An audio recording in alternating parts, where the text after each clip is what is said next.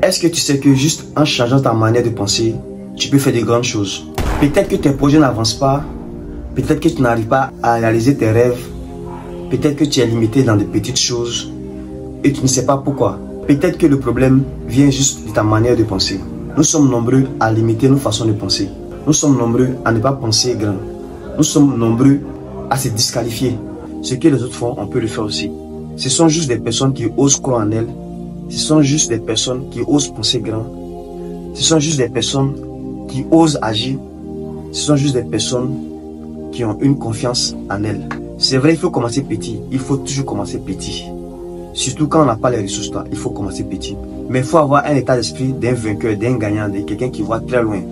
De quelqu'un qui se voit déjà dans 5 ans, dans 10 ans, dans 20 ans ou plus. Même quand tu es dans ton petit business, dis-toi dans 5 ans, dans 10 ans où je dois être. Qu'est-ce que je dois améliorer? Et ça, c'est un travail psychologique. C'est un travail que tu dois faire en arrière-plan. Tu es là, tu fais ton petit business, mais tu sais où tu vas. Toi, sur dans ta tête, tu sais que là, je suis en train de commencer ici, mais voilà où je dois être. Voilà ce que je dois faire. Quand c'est comme ça, tu as des idées claires. Cette façon de penser peut changer beaucoup de choses dans ton business. Tu vas avoir beaucoup de personnes qui sont dans un métier depuis 5 ans, depuis 10 ans. Tu vas leur demander, mais toi, tu veux être où dans 5 ans, dans 10 ans? Elles ne savent pas. Elles ne l'ont rien à dire. C'est-à-dire, elles travaillent comme ça. Elles suivent le cours de la vie. Non, non, non. Quand tu mets un business sur place, tu dois te dire que tu dois l'agrandir au fur et à mesure.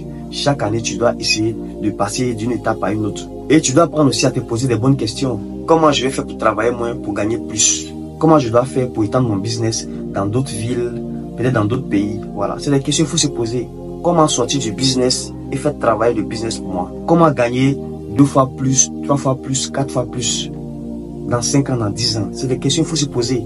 Mais nous, on est là, on travaille seulement. On ne sait pas où on va, on travaille. On vit le jour, les gars. Et tout ça, c'est dû à quoi? À notre façon de penser. On ne se projette pas, on n'ose pas rêver grand.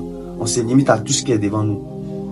On n'ose pas fouiller, on n'ose pas se challenger, on n'ose pas regarder les gens qui ont déjà fait de grandes choses. On doit copier ces personnes-là. Et c'est comme ça dans la vie, tout ce que tu veux faire là, en tout cas la plupart de ce qu'on veut faire là, il y a des gens qui ont déjà fait ces choses-là. Donc il faut copier ces personnes-là.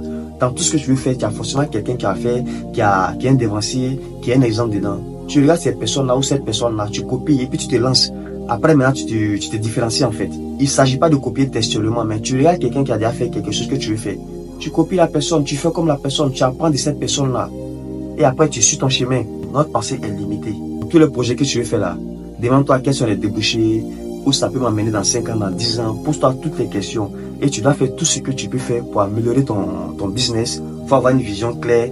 Et puis, il faut mener les actions précises pour atteindre tes objectifs en fait. Et vraiment passer à l'action.